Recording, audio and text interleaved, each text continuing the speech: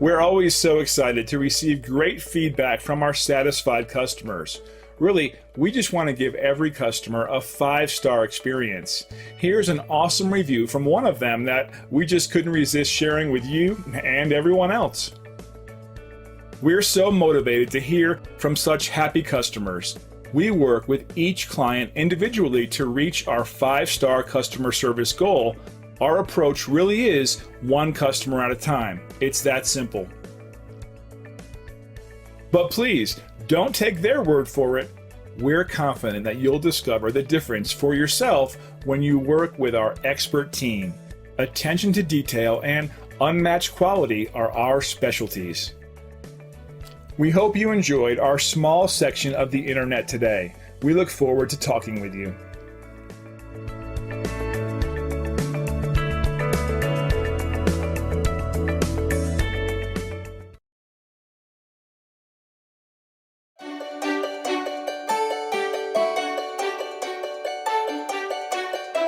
The Education Foundation helps our schools in so many ways. First and foremost, the Education Foundation grants dollars to our teachers who want to try some new and innovative programs. Our teachers are really able to explore new practices, play with new tools, and excite their students' learning through some of these grant opportunities. It's really, really neat to see our students engage with these new tools and to see our teachers get really excited about their students' learning.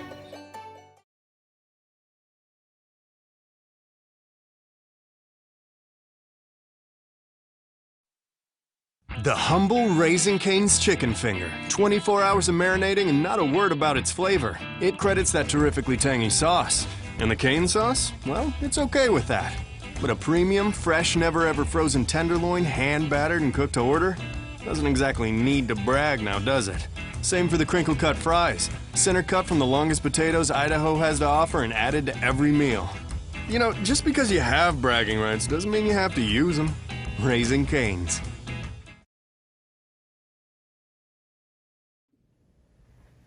Welcome to Strive Live. Here you will find virtual training that will allow you to stream live classes, access requirement videos, and schedule instructor-led Zoom training. These resources combined with regular attendance will assist you in moving forward in your martial art journey. If you have questions or you need assistance, contact your instructor.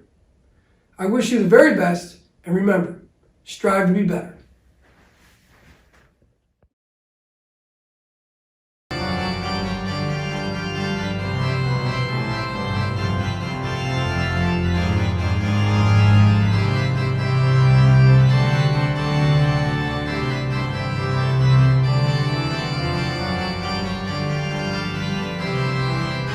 Welcome to the pregame show brought to you by Katrina Mart Marketing. My name's Kyle Smith. Well, my name doesn't matter. These kids matter as they're about to get ready for the 12U Travel Baseball WSBL Sweet 16 Dragons against Fury, the Battle of Downers Grove. So let's not delay. Let's get right into it. Your name, your position, and what this game means to you. Hi, I'm Sean Pearson. I'm 13 years old, and this game means a lot. I've been playing since T-ball, basically. Yeah, I love it a lot. So you're playing the Fury. You know these guys really well, but they might be your friends tomorrow. Today they're your enemies. You want to win to go to the quarterfinals. Oh yeah, for sure. Go out today, get this over with. What's it going to take for a win today? Hitting, defense, pitching. No errors? No. Your name, your position, what this game means to you. I'm Matthew. I play center field or first base. This game means a lot. We've been baseball since I was 4. I've never won anything in baseball. I've never won anything. First things first, let's win today. It's going to take a lot of pitching, a lot of catching, a lot of other things. What's it going to take for a victory today? We got to put up a big spot in the first inning, and we got to hold them to no runs. Absolutely. Final thoughts going into today's game? We just can't underestimate them. Your name, your position, what this game means to you. Yeah, I play third base. I've been playing since I was 4 too. I've gone to the playoff games regularly.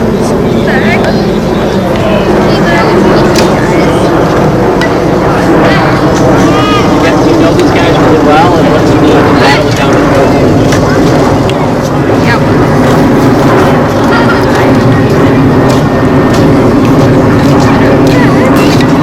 your position? My name's Cameron and I play second base for the field. And this is my first year playing at Dragons for this team. And it really reminds me of where I What's it going to take for a big start today? Great.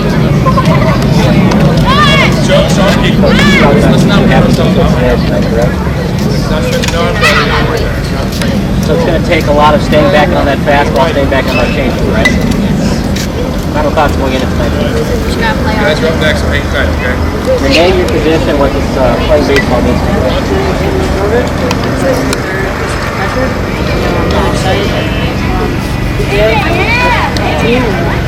I'm pretty excited.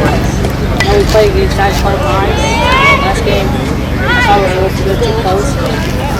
I'm excited. I feel like we're going to get big stuff in the first inning.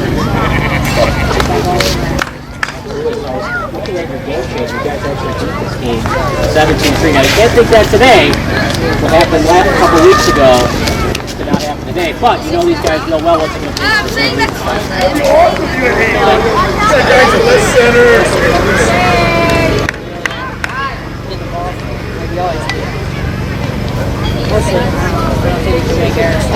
And I yelled at her. They really made mistakes. Final thoughts about today's game.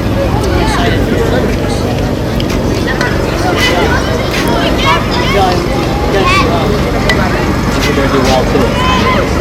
Let's take a quick break. Coming up next, 5 more Dragons players. You're watching Just Crush Sports. Play your game. Play back your game. No one likes missing their child's sporting event. And you don't have to anymore, thanks to Just Crush Sports. JCS is a Chicagoland area broadcasting network offering video production solutions for kids of all ages. Light the lamp! Let the rafters sing! Just Crush Sports also offers highlight reels and recruiting videos for the non-professional athlete. For more information, go online to justcrushsports.com. Just Crush Sports, digital media for all athletes and ages. Welcome back to the pregame show brought to you by Katrina L. Martin Marketing. And I'm Kyle Smith. My name doesn't matter. These kids matter. It's part 2 of our pregame show. The Downers Grove Dragons taking on the Downers Grove Fury. Let's start from the right here. Your name, your position, and what this game means to you. My name is Will Bala, a catcher, first base, and pitcher. And Big game tonight against the Downers Grove Fury. Now, you're going to be sitting on the bench, but you have to be a good cheerleader, correct? yeah. Yep. So what exactly happened again? That you got injured? Were you wrestling a bear? What happened? Slipped, and I bent this back. Did you slip on an ice cube? Yeah. You did? You're joking. You slipped on an ice cube and you fell? Well, it's not exactly the best story as wrestling a bear, but hey, it works. And you have a good big game today against the Fury. You're going to be cheering on your teammates, and it's going to be a good one. You don't need to cheer on your teammates. You're just going to sit and relax.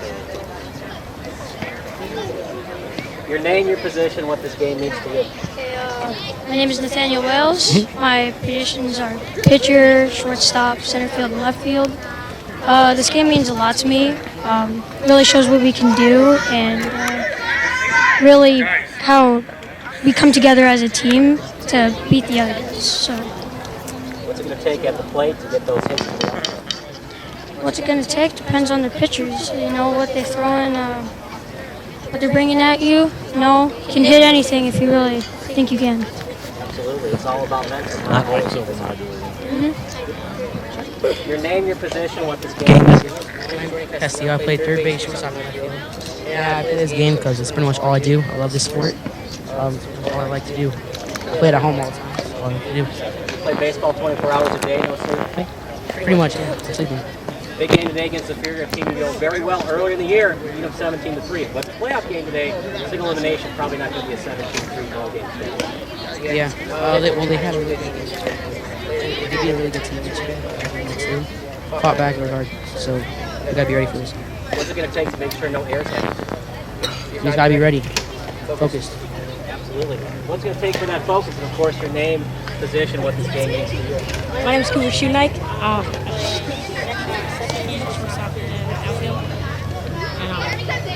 I love the sport, so I play. Football, baseball, and basketball. I play this game. I play every single day. I'm grinding. Take game today against the Fury. What's it going to take to advance to the quarterfinals? We're all going to play our hearts out. Hopefully take a W. Yeah. Final thought. Nope. Your name, position, what this game means to you? My name is Vincent Junkus. I play second base and all the outfield. I'm excited. I really want to win, but we just have to be focused. Absolutely. Stay focused, especially on defense. Can't have any errors. Yes. So, of all the 3 outfield positions, which one do you like to play in? I like all of them. Equally? Yes. What about second base? Is that your all-time favorite? Yeah. Who's your favorite second baseman? I don't really have one. Yeah. Okay. Final thoughts about today's game. Hope we win. Hoping, but trying to win. Yes. Your name, position, what this game means to you. My name's Joseph Vieira. They call me Wheels. Mostly play center field. This game means to me. Absolutely. What's it going to take in the plate to make sure you get some hits? Not only hits, but getting on base with those walks. Yeah, we need people on base. Absolutely. So a team you know very well, you beat them earlier in the year, but that really doesn't matter. It's an elimination, win or go home. What's going to take for a win?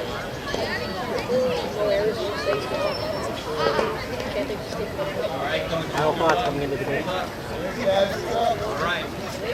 Absolutely. Well, you heard it from the Dragons. No errors, waiting on that fastball, waiting on that changeup, and they might get a victory tonight against the Fury. We're going to take a break. Coming up next, the play-by-play broadcast with Mike Nezovich on the call. You're watching Just Crush Sports. Play your game. Play back your greatness. The humble Raising Cane's chicken finger. 24 hours of marinating and not a word about its flavor. It credits that terrifically tangy sauce. And the cane sauce? Well, it's okay with that. But a premium, fresh, never-ever frozen tenderloin, hand-battered and cooked to order? Doesn't exactly need to brag now, does it? Same for the crinkle-cut fries. Center cut from the longest potatoes Idaho has to offer and added to every meal. You know, just because you have bragging rights doesn't mean you have to use them. Raising Cane's. Live from McCollum Park in Downers Grove, Illinois, Just Crush Sports presents the Sweet 16 here of the West Suburban Baseball League, where this evening in the Battle of Downers Grove, it's the Downers Grove Fury taking on the Downers Grove Dragons. Good evening, everybody. Mike Knezovich along with Kyle Smith and the rest of our JCS crew out here on a beautiful evening for baseball as we get set for this matchup here between the Fury and the Dragons.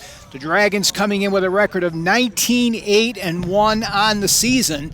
However, they right now are in the midst of a 3-game losing streak, so they are trying to right the ship here against their crosstown rivals, the Downers Grove Fury, who came up with a big 12-10 come from behind victory the last time out against the Olin Park Warriors. So 2 ball clubs that certainly are very familiar with each other. They've had players play on both sides of the side over here as you get a look right now at the Dragons out there with the red jerseys with the white pants. And they will be taking the field here first, and they will be going behind their hurler. Number 20, Ian Dimmler, is going to be taking the bump here in the first inning here for the Dragons. As we mentioned, coming in looking for their 20th win of the campaign. Last time these two teams met, it was a dandy.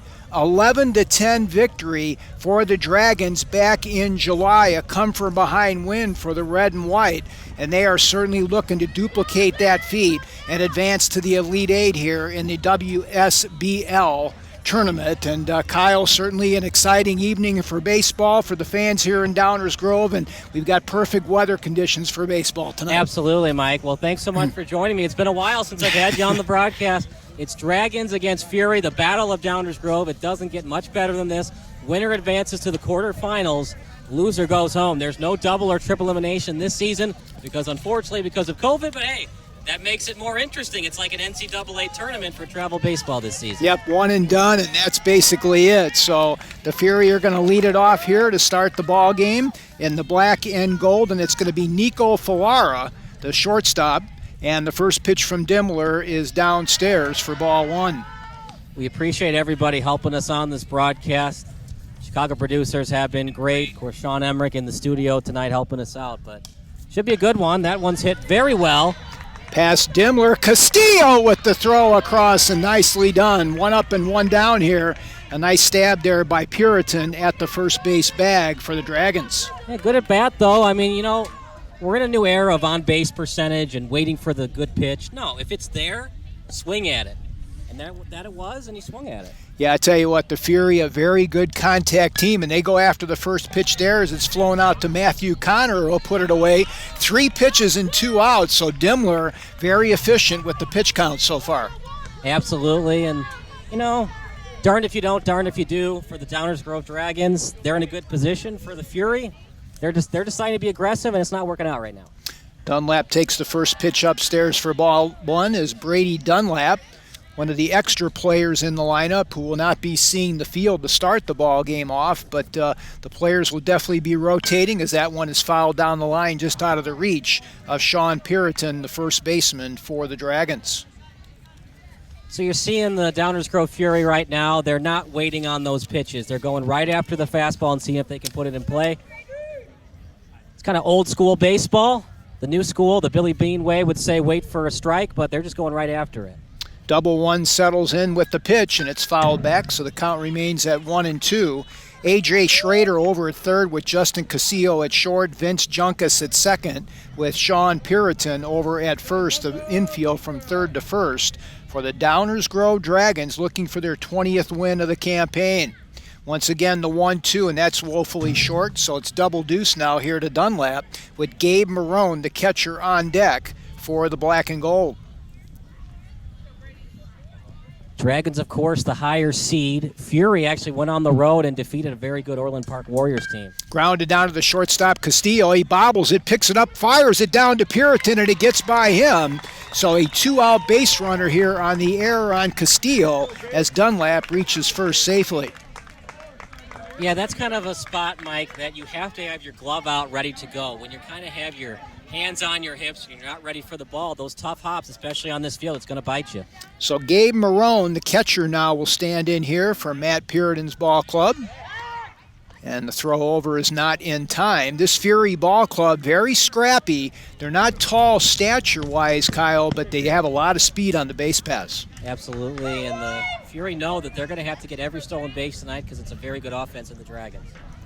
Next pitch brushes Marone off the plate and catches the inside corner to even up the count at 1 apiece. Outfield for the Dragons has Cooper Schoeneke in left, Matthew Connor in center with Cam Hurst over and right as that one fouled away, and now he's in the hole.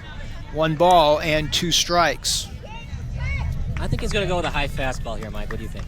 Well, he's kind of trying to change the sight level here of the hitter in Marone.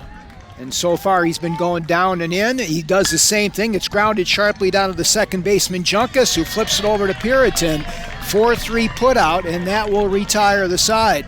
So in the inning for the Fury, no runs, no hits. There was 1 error and 1 runner left on base. We've completed a half an inning of play here at beautiful McCullen Park. It's the Downers Grove Fury nothing, and the Downers Grove Dragons coming to bat on JCS.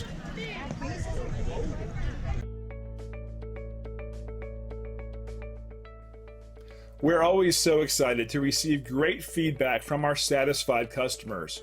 Really, we just want to give every customer a 5-star experience. Here's an awesome review from one of them that we just couldn't resist sharing with you and everyone else. We're so motivated to hear from such happy customers. We work with each client individually to reach our 5-star customer service goal. Our approach really is 1 customer at a time. It's that simple. But please, don't take their word for it. We're confident that you'll discover the difference for yourself when you work with our expert team. Attention to detail and unmatched quality are our specialties. We hope you enjoyed our small section of the internet today. We look forward to talking with you.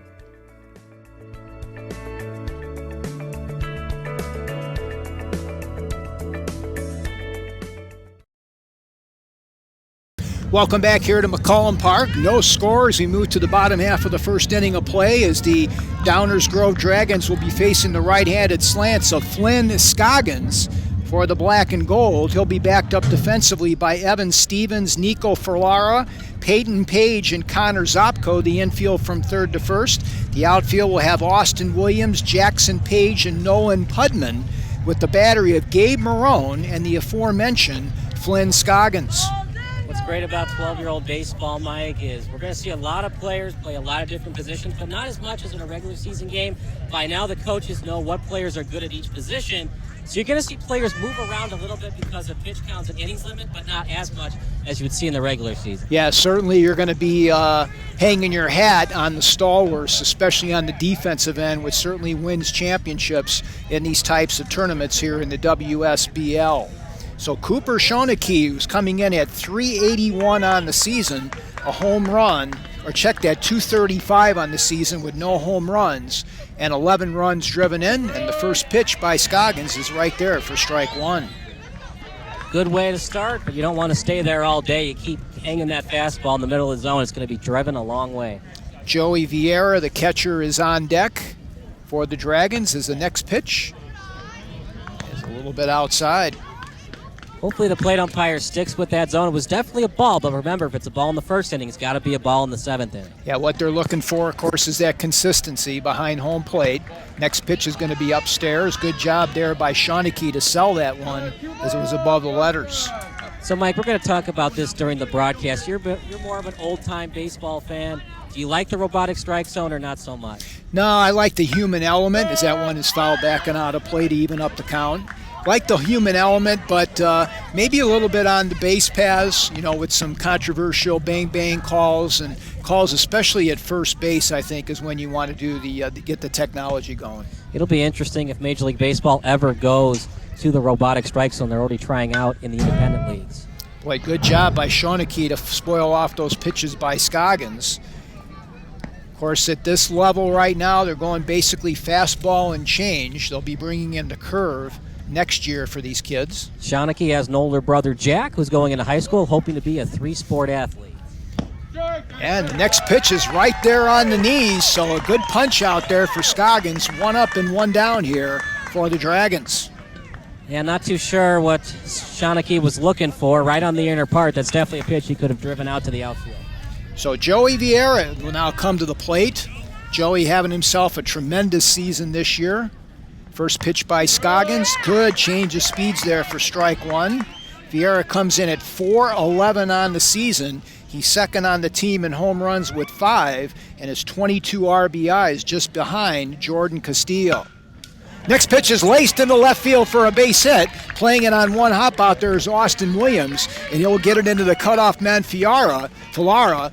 So the Dragons have a one-out base runner here for the number 3 hitter, and he's a good one, Jordan Castillo.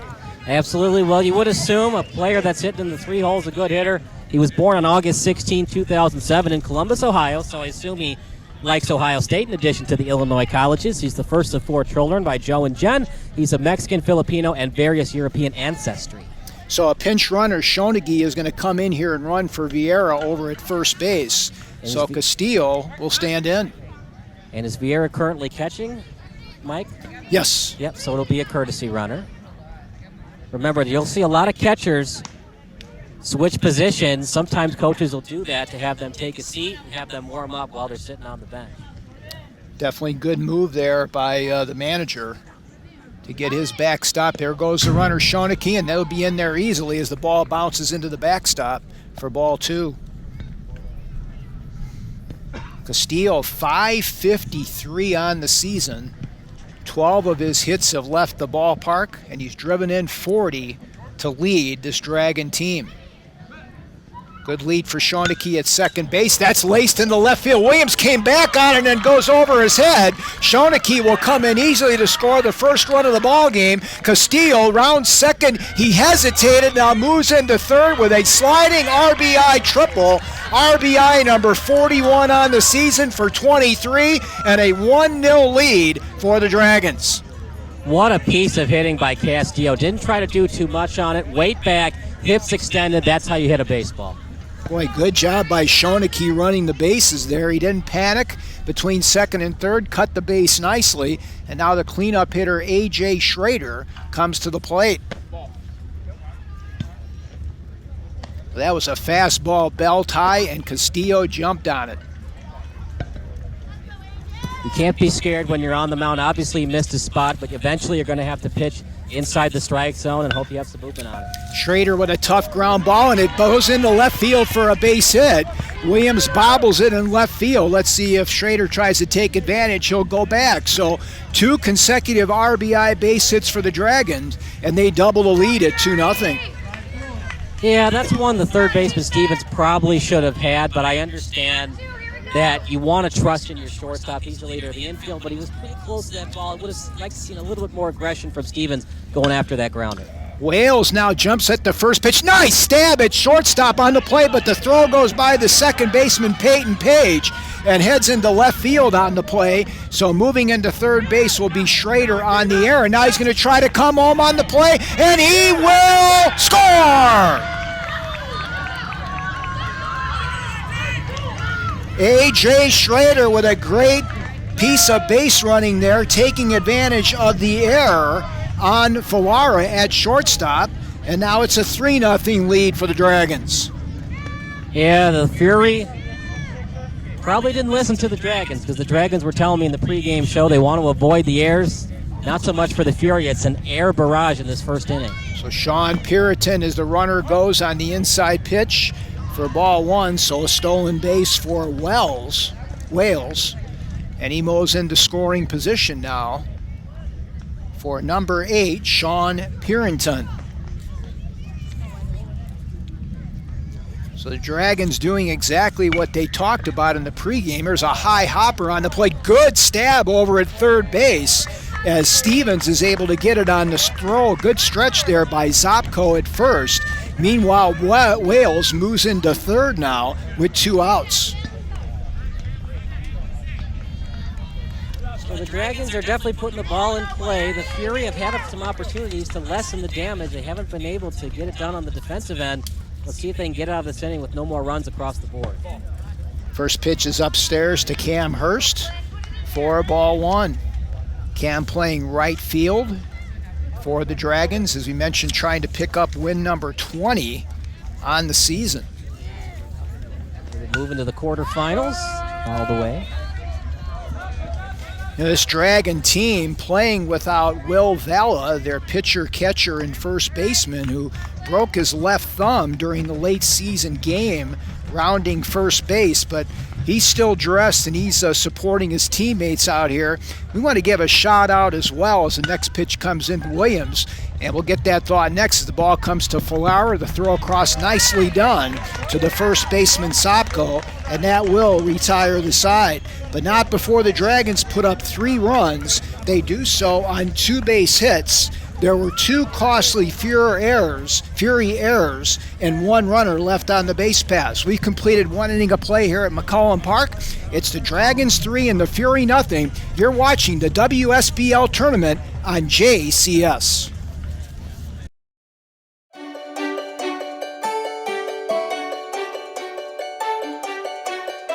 The Education Foundation helps our schools in so many ways.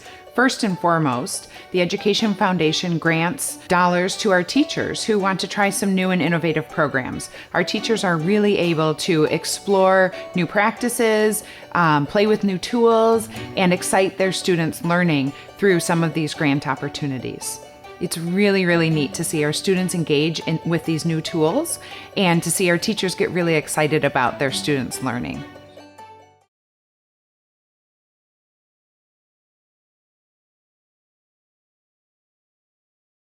Back to the action here at beautiful McCollum Park. Kyle Smith alongside Mike Nezovich. Mike, once again, thanks so much for joining us. It's right by your house, too. You live in Downers Grove. Yeah, this is homecoming for me over here. Saw a lot of baseball here with Downers Grove Youth Baseball, and an opportunity right now to see Flynn Scroggins ground that ball down to the second baseman. A little flip over there by Junkus to Puritan. 2 pitches and 1 out here is Dimmler doing a great job now, retiring the last 2 hitters. So if you're probably watching the broadcast, you're wondering, why don't they just wait on those pitches and continue to work the count? Well, if your game plan coming into this is just keep attacking, you can't just change your game plan midway through. You got to play your game, not the Dragons' game.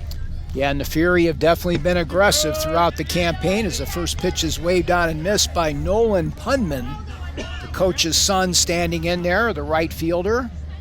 As so far, teams have combined for 3 errors, so little jitters out here in the early going. And they're only 12, so the errors that happen now probably aren't going to happen when they're 13. Base hit to center field is grabbed out of there by Matthew Connors, so the first base hit for the Fury, and that'll bring up Austin Williams. There's a defensive change for the Dragons, as in left field now is number 4 for them, and that's Nathaniel Wales, as he's come in to replace Cooper Schoeneke in the lineup for the Dragons. So a runner on first here with 1 out. Williams, the left fielder, will stand in. Lined into center field. Good jump on the ball. It goes off the glove of Connor. Meanwhile, moving into third base on the play is going to be Putman. And going into second with the double. Now Putman's going to come in and score the first Fury run. Great base running that time by Nolan Putman, and that cuts the lead now down to 2. Just excellent base running. You might be asking yourself, was the relay botched? No, it wasn't. It was a good relay, just the runner saw it all the way. The only chance they had to get him at the plate was if it was a perfect throw to the shortstop. So Jackson Page, a real scrappy hitter now from the left-hand side, will stand in. Page had a great game the last time out against the Orland Park Warriors. Very aggressive from the left-hand side, and he plays a tremendous center field.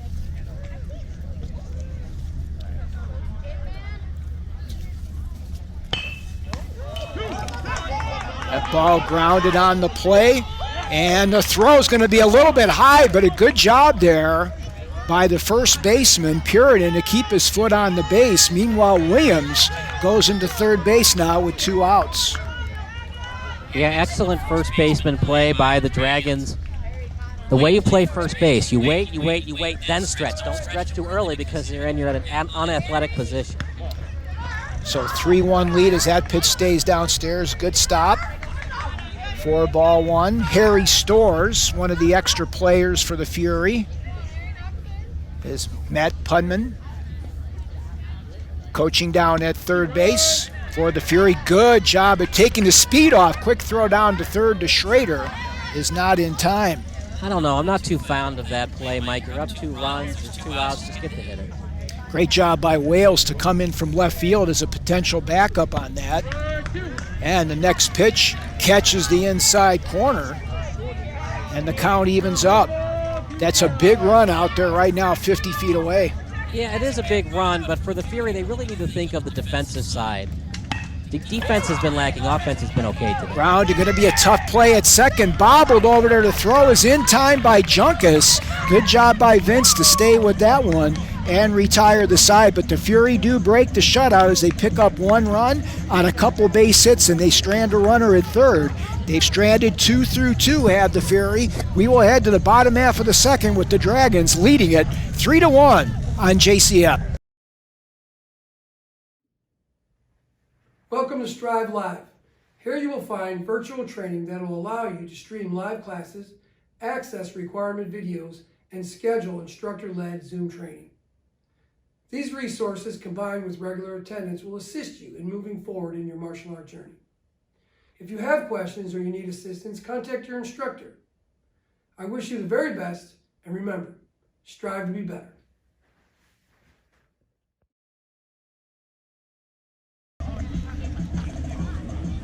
Welcome back here to McCollum Park. Mike Knezovich along with the rest of the JCS crew. Special thanks to everybody here for their terrific hospitality on this beautiful evening. A 3-1 lead for the Downers Grove Dragons, and they will have the bottom third of their order coming up here against Flynn Scoggins for the Fury. It'll be Matthew Connor, Vince Junkus, and Ian Dimmler to face the right-handed slants of Scoggins.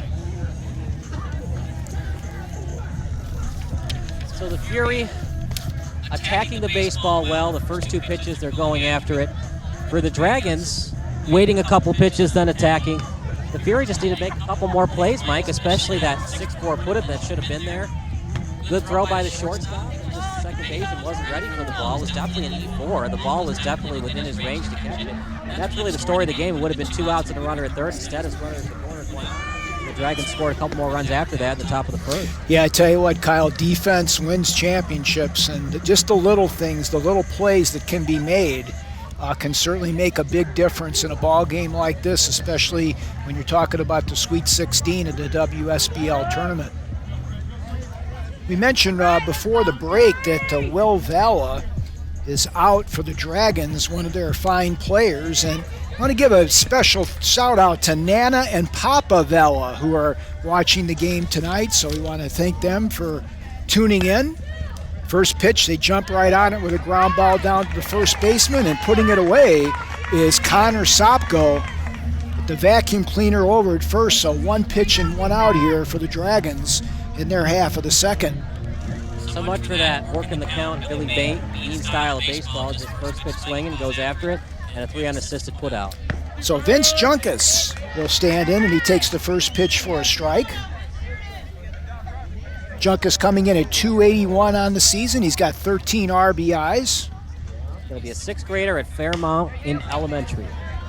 Ball falling fast. Nice diving stop there and a grab by the newly inserted number 17 for the Fury. And coming up to make the catch was Harry Storrs. Nicely done.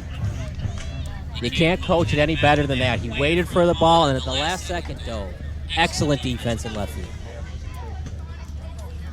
So 2 down now here for the Dragons. First pitch is upstairs for a ball 1. Boy, good jump on that ball by Storrs, and he had it in front of him the whole way to make the grab. 3-1 lead for the Dragons, and Dimmler waves on that one, and the count evens up. Swinging at that high fastball, definitely not the pitch he wants, especially the first pitch of the at-bat. Third baseman Stevens even with the bag at third. Good rip that time by Dimmler trying to help his own cause, and now he's in the hole. All right, Mike, we've seen a couple of innings. Are we seeing adjustments by the Fury, less jitters this inning? I think so. They're kind of settling in here as Greco now is in at third base for them defensively, and they're not going to need him because Flynn Scoggins picks up his 2nd strikeout, and both of them have been looking here in the first couple innings. So 3 up and 3 down for the Dragons. No runs, hits, or errors, and nobody left on base. 2 innings in the books here at McCollum Park. It's the Dragons 3 and the Fury 1 on JCS. No one likes missing their child's sporting event, and you don't have to anymore, thanks to Just Crush Sports.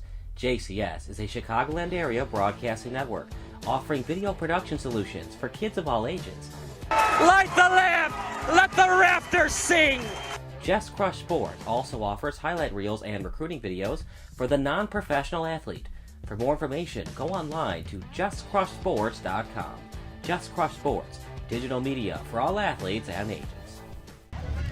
Welcome back, JCS. Kyle Smith alongside Mike Nesovich. And I missed the home plate umpire from where we're at. Did he call strike or ball? I think it's ball 1 here to Evan Stevens, the third baseman for the Fury, who trail it 3-1 here to the Dragons and Ian Dimmler. Next pitch is laced into right field. Nobody's going to get that one as it goes over the head of Cam Hurst. Rounding into second base now and moving into third on the play is going to be Stevens. The ball gets away from the outfield, and Stevens is going to circle the bases for the second Fury run as he picks up a 3-bagger and comes home on the air, and the lead is cut down to 1.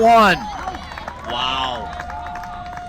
Baseball can change in an instant, and if there's no time code, so all you got to do is make sure you score more runs. If you're 27 outs to record, or in today's case, 21 outs are recorded.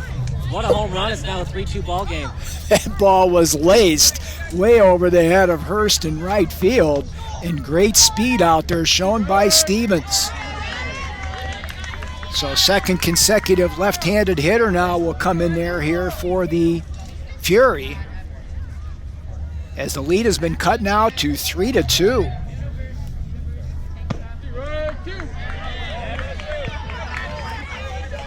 Next pitch catches the corner. This Fury Ball Club celebrating their 10th anniversary as an organization, as that's a high bounder to Castillo, and it goes off his glove. into center field. So the tying run now at first base for the Fury. Well, that was Sopko that got the triple and came around to score, and Stevens reaches first base on the E6. Like I said, you got to have that glove out ready to go. It's not just having your hands on your knees, hands on your hips. It's pitcher comes into the windup or the set, gloves out all the time. When you're a split second late, that ball's going to go a split second past your glove. It's going to happen every time. So Alberto Vieira comes out and tries to settle down his infield now. Let's see how they're going to play it here, Kyle. Looks like they're going to concede the run to get the out. So Danny Greco will stand in now for the Fury. So that was a leadoff triple by Connor Sopko, and he came around to score on the error on the outfield. And then Evan Stevens reaches.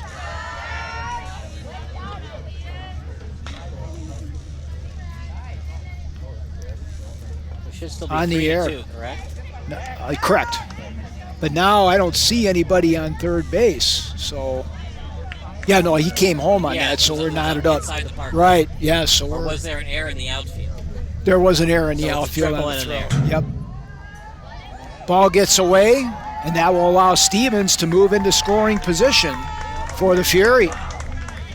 Baseball's such a great game. You think it's over. The Dragons score 3 in the first. Looks like it's going to be a laugher. The Fury continue to be better at defense in the second inning. Now they're just a runner on second away from tying it up. Greco trying to get him over to third base, and he does a great job of hitting it to the right side, and it goes through the wickets of the second baseman Junkas. So three errors now in the inning on the Dragon defense. Runners on the corners here with nobody out. Back to the top of the order in Falara. With nobody out, you can't do corners in. You just have to play double play depth and hope for the best. They're just trying to get an out. But for the Fury, they're in great shape. They're at least going to score one run, you would think, and anything hitting the gap has a chance of being a double. And the runner's going to coast into second base, taking away the double play possibility. So now the lead run is in scoring position for the black and gold. Nobody out. Falara so far is 0 for 1 with a ground out to Castillo back in the first. And this Fury team has been very scrappy. They've got the 10 on their shoulders for the 10-year anniversary. And they're hoping to have a little bit of a celebration here tonight against their crosstown rival. 3-0, I just put him on. There's really no reason to try to come all the way back. The base hit probably scores 2, but that's why I'm the broadcaster and he's the manager. And he swings away and grounds it to the right side. It'll be an underhand flip for the 4-3 putout, but it's bring him in and send him over to third. We've got ourselves a tie ball game with the lead run on third for the Fury. Yeah, darn if you do, darn if you don't. If he walks him, there's a force in every base, but there's still nobody out. They do concede the run, but at least they get a much-needed out. And even if Greco scores to make it a 4-3 ball game, at least you're getting outs. So one down now to Peyton Page, and he fouls that one out of play for strike one. Page so far 0 for 1 in the ball game with a fly out to Matthew Connor back in the first. But beautiful evening for baseball, no wind to speak of. And these crosstown rivals are knotted up at 3 apiece. That's grounded sharply down to third baseman Schrader, and that's another error on the Dragons and gives the Fury now a 4-3 lead. So Greco comes in on the E5. No RBI there for Page. Good speed aboard now for Dunlap. Double ones reached on an error back in the first. Let's see if Dimmler tries to keep him close. Good job there, is coming off the mound and giving Page a little bit to think about at first base. First pitch a little bit upstairs for ball one. This Fury team was down early to the Orland Park Warriors on Tuesday night over at Centennial Park and came roaring back in that ball game to win it 12-10. So there's no quit in this ball club. Probably going to steal on this pitch. Ball is hit towards right field. Settling under it is Cam Hurst, and he will squeeze it for the first out here in the Fury third. 2 outs. 2 outs, check that. So 2 down now to Gabe Marone, the catcher. And now I would say that there's a good possibility that P Squared is going to be moving from first base. I was surprised the last at bat he didn't steal, but then again, if you don't have confidence, why, just wait till the next batter? Try to steal second with 2 outs. Marone is 0 for 1. There he goes, and he will get in there with the slide. So another insurance run in scoring position now for the Fury. Marone is 0 for 1 in the ball game. A little chin music on that one backs him off the mound. No more errors if you're a fan of the Dragons. That's just been killing them this inning. They'd still be leading if they could just field the ball a little bit better. Good lead there for Peyton Page at second base.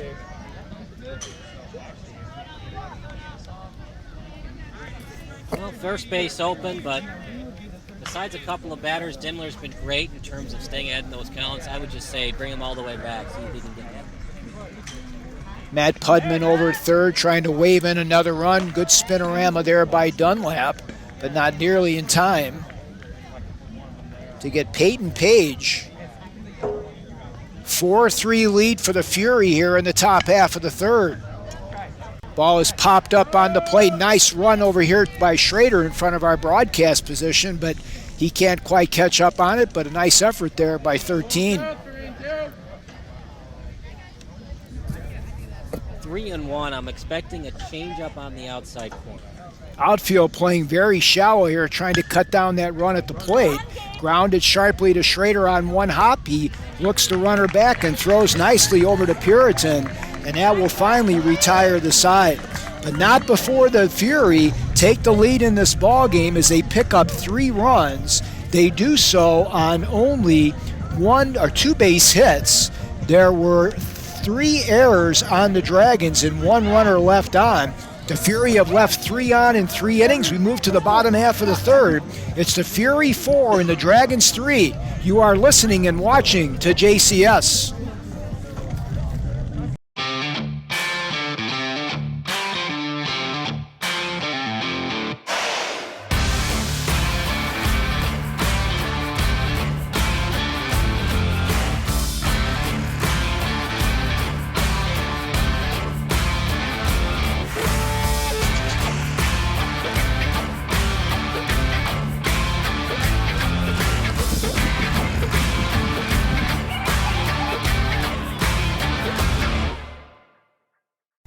No one likes missing their child's sporting event, and you don't have to anymore, thanks to Just Crush Sports.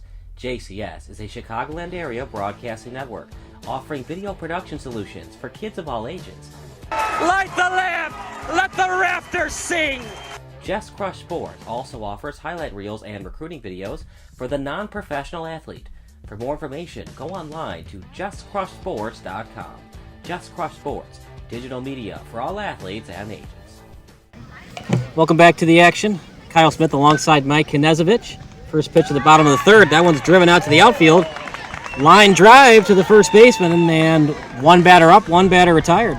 Nice job there at second base by number 11 for the Fury, and that's Brady Dunlap throwing the leather over there. So 1 pitch and 1 out here for Flynn Scoggins in the third. So Joey Vieira will stand in. He is 1 for 1 with a run scored. And right now, Kyle, the Dragons are jumping on that first pitch whenever they can. Absolutely. They're being very aggressive at the plate, not waiting for a pitch, and just continuing on with what they're doing. Scoggins struggled in that first inning with 14 pitches, but since then has been sailing along. He's really boosted by that 3 spot that the Fury put up in the top half of the third here. Jordan Castillo, the dangerous 3 spot on deck, with already a triple tonight. So Vieira now in the hole here. Got some defensive changes for the Fury. Number 10, Nolan Pudman, now is in at third base. And Greco moves over to short. Two-strike pitch is grounded, and it goes past Pudman into left field for a base hit. And he got him thrown in here really quickly by number 3 for the Fury, Peyton Page. So all kinds of defensive adjustments here. Fiera will get credited for a second base hit. So tying on the board now for the red and white for Jordan Castillo. He is 1-for-1 with a triple. RBI scored. Runner at first, 1 out. I'm thinking hit and run. What do you think, Mike? Good speed there at first base. Right now, very cognizant about his Dean Scoggins as he throws to first. Go, Jordan! Little jitters here with 6 errors combined from both the ball clubs, but there's been some very hard hit balls here tonight as well. There goes the runner. Castillo will take it. The throw down is not in time. So a stolen base for Joey Vieira. Time run now is a stealing position with one out in third.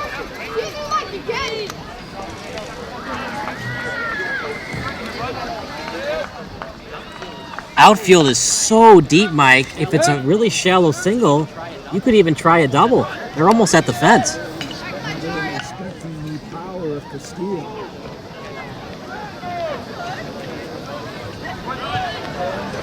And to third base, it's a high throw down, not in time, so back-to-back stolen bases by Vieira. Now he is at third base with that tying run. Fly ball will most definitely score him. Outfield extremely deep. Unless Ichiro Suzuki's in right field, there's no way he's going to get thrown out. It's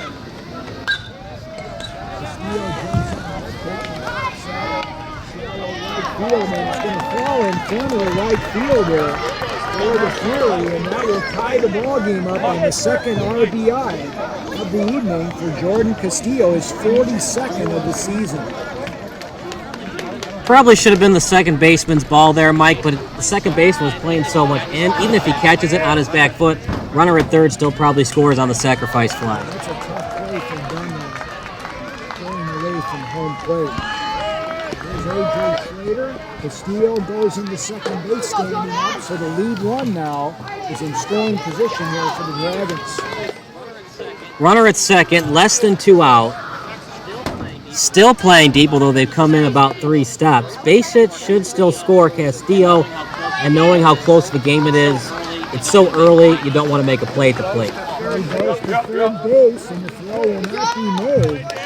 So Castillo picks up a couple more stolen bases, and that's kind of Scoggins lost track of Castillo at second. So lead run now down at third base in the form of Jordan Castillo. A.J. Schrader gets pushed back there by Scoggins. Runner at third, less than 2 down. High pop fly into center field. Jackson Page makes the catch. Castillo tags and throws down. Well, I tell you what, he got a great jump off of third base on that ball, and Jackson Page could not get it in, so the Dragons take a 5-4 lead. Back and forth we go. It seems like every time we do the Dragons, it's been like the 10U team.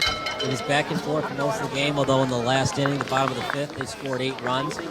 Same thing today, back and forth. Wales lines it into center field on the first pitch for a base hit. So Nathaniel Wales now 1 for 2. Dragons have got some boppers in this lineup, despite the loss, as we mentioned, of Vallis in the lineup. Vela.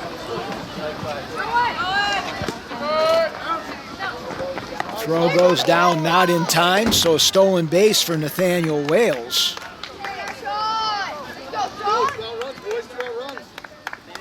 Nathaniel Wales, he likes playing Magic the Gathering as well as Dungeons and Dragons, and also Fortnite, Apex Legends, and Minecraft. So insurance run out there here. He's going to go for third base as that foul back. When you talk about the loss of the former Fury player Will Vela, you're missing a .453 average with 22 RBIs in your lineup. And still, you got a murderer's row group out there that's hitting the cover off the ball. If they want to win the WSBL, then they got to work on that defense. They're not going to beat the good team. Throw down goes in the left field on the play, and that's going to bring in another insurance run for the Dragons on the great aggressive base running of Nathaniel Wales. Gotta love 12-year-old baseball, right? Everybody steals.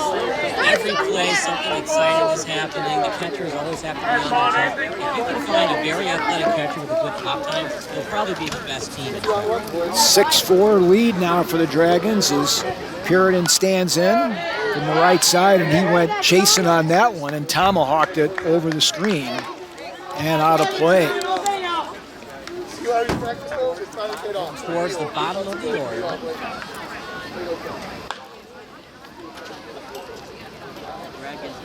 The Dragons can do in their 6, 7, 8 spots. Pop straight up the elevator shaft. Pudman now will give way to the shortstop, and Greco will put it away for out number 3. But not before the Dragons take the lead as they pick up 3 runs in the frame. They do so on 3 base hits. There was one costly error on the overthrow to third base, and nobody left on the base paths. 3 innings in the books here at McCollum Park. The Dragons have retaken the lead over the Fury at 6-4 on JCS.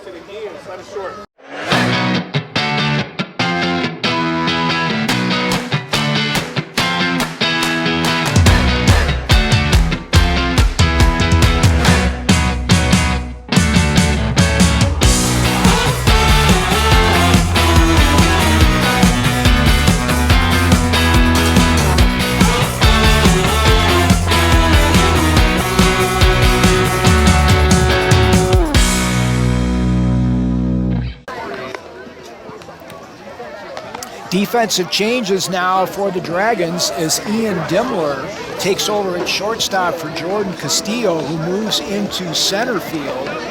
And a new pitcher on the bump now for the Dragons. And that's going to be number 16 on the hill now.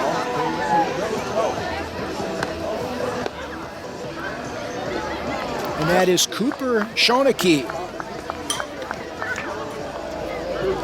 So Schoeneke gets the nod right now from head coach Alberto Vieira with that 6-4 lead. So Dimler, the book has closed in on him.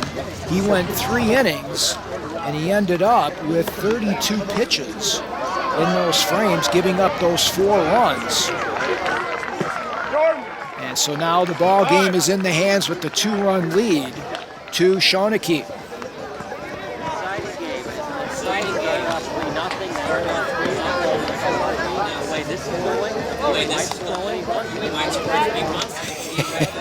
That was 11-10 ball game the last time out in July between these 2 ball clubs, and that was a pool tournament game earlier this season, so the stakes are even higher here tonight. So leading it off for the Fury will be the pitcher Flynn Scoggins. Schoeneke's first pitch upstairs for ball 1. Like I said, you don't want to change the way you play the game all year, especially when you play. But if it's kind of expanding that baseball's on outside the strike zone, lean on it, see if you can get a walk. Right now, the Fury need base runners. That pitch is popped into the air towards the screen and out of the reach. Oh! Check that, coming up with the play there. Backstop. Yeah, doing a great job on the catch there was Vieira. For out number 1. Nicely done. He's good at everything. He just needs to work on his game with baseball. Even after the trash can scandal, he's still like, So here's Nolan Pudman. That's laced. Deep play over there at second base. The throw is going to pull Puritan off the base. That was so close, Mike. I think it was actually out. Good job there of coming down with that one by Cam Hurst going to his right. But that'll be an infield single for Pudman. excellent play, though, at second base. I thought that was going to be a base pass all the way, and somehow got to it to try and get 2 or 3 put up. So tying run at the plate now in Williams. Schrader had a play at second, instead laces it over to first. It's a 5-3 putout as he gets the second out of the inning. And meanwhile, Pudman moves into scoring position. Could have gone 2, but it looked like he was looking at first base and his peripheral vision all the way. All he is an out. I've got 2 runs. I run at second. It does matters, but it really does matter. Trying to get out. Boy, I tell you what, Schrader's got a gun over there at third base. Now Jackson Page. He has not seen a pitch he doesn't like. He's up there swinging away. Don't give up on the play. That's their game plan. They're going to stick to it, and right now, it's working pretty well. They just need to make a couple more plays on defense. Schoeneke goes with a pirouette move and throws it. Good job there by Dimmler to cut that from going into center field. Trying to keep the runner, Pudman, at second base as close as possible. Beautiful night for baseball. Well, that one had some giddy up on it. But Schoeneke doing a really nice job of hiding that ball, Kyle, to the last minute. It's amazing how travel baseball has progressed.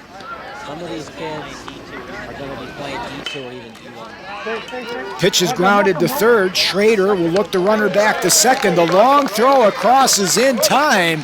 And an A.J. Schrader defensive inning here for the Dragons. So they hold the Fury off the score sheet. They do pick up a hit in strand 1. We'll head to the bottom half of the 4th. The Dragons remain leading by 2 at 6-4 on JCS. The humble Raising Cane's chicken finger. 24 hours of marinating and not a word about its flavor. It credits that terrifically tangy sauce. And the cane sauce? Well, it's okay with that. But a premium, fresh, never-ever frozen tenderloin, hand-battered and cooked to order? Doesn't exactly need to brag now, does it? Same for the crinkle-cut fries. Center cut from the longest potatoes Idaho has to offer and added to every meal. You know, just because you have bragging rights doesn't mean you have to use them. Raising Cane's. So leading it off here for the Dragons, we're up 6-4 in the bottom half of the 4th. It'll be Cam Hurst followed by Matthew Connor and Vince Junkus. And we've got a new pitcher on the mound now. It's number 21, Austin Williams, now on the mound for the Downers Grove Fury. He's a great ball player, Austin Williams. I was checking out his game changer stats coming into the game. Excellent on base, 600 OBP, batting average. Obviously, those numbers are going to go down a little bit after 6 games play. He is the base on-base percentage coming into the C16. Scoggins did a good job of keeping his pitch count down with 28 pitches, but it was the defense that kind of faulted him a little bit out there. So we'll see with Pudman and Greco now on the right side if they can hold down this high-powered Dragon offense. Cameron Hurst starting it off here. Kyle, a multiple sport athlete, also plays football and basketball, and he's had the flair for the dramatic in his competition on the hardwood. I sure hope we get football back. Fall or the spring. I love it. The most important thing is let's make sure it's right. No doubt about that. And of course, the Big Ten came out with their schedule, their 10-game league schedule, and the ACC has done the same thing. And we've had some of the lower level sports, unfortunately, lose their championships in Division II and Division III. So I always like those Division II and Division III football games and the championships. Very exciting stuff. Were you able to watch more Central College? Yeah, I did. That was a great local slant here for the guys from Naperville. So Cam Hurst to lead it off. Cam so far 0 for 1 with a ground out to short. Cam had a buzzer beater in one of his basketball games to win a ball game down the stretch. And he's ahead now of Williams, 1 ball and no strikes. Dragons up 6-4. Ball is laced past Pudman over at third for a base hit. Gets out to Storrs. That ground out there, since we haven't had a lot of rain, is kind of playing like AstroTurf, and great job by Storrs to keep him to a single. Yeah, like I said, the outfield playing deep. You think a little basement like that, a two-hopper, is going to be single all the way, but because they're so deep, and right on the grass, it could become a double if the runner is going around the bag quickly. So Matthew Connor now will stand in, and Williams is going to try to keep him as close as possible and keep this a 2-run lead for the Dragons. Dragons thinking 4+ runs. As the Fury can score runs. Another stolen base is going in easily at second base was Hurst. He's picked up a steal today. Pierre's picked up a steal. So has Wales. He's picked up a couple, actually. Bottom half of the 4th inning here, starting to cool off a little bit. And that pitch will hit Connor.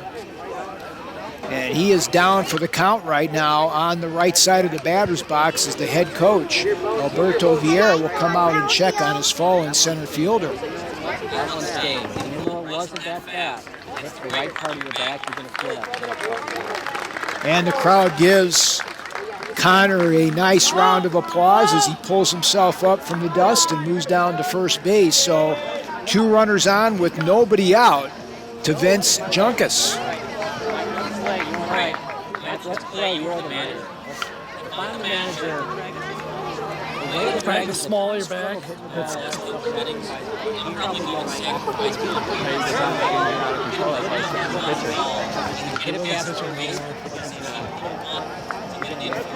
I'm with you all the way. I love the small ball aspect of things, and a lot of major league managers, they shun that situation. They're playing for the 3-run home run like the old Earl Weaver days back with the Baltimore Orioles. Meanwhile, Nico Falera has come in now to relieve the pitcher, Austin Williams, for the Fury.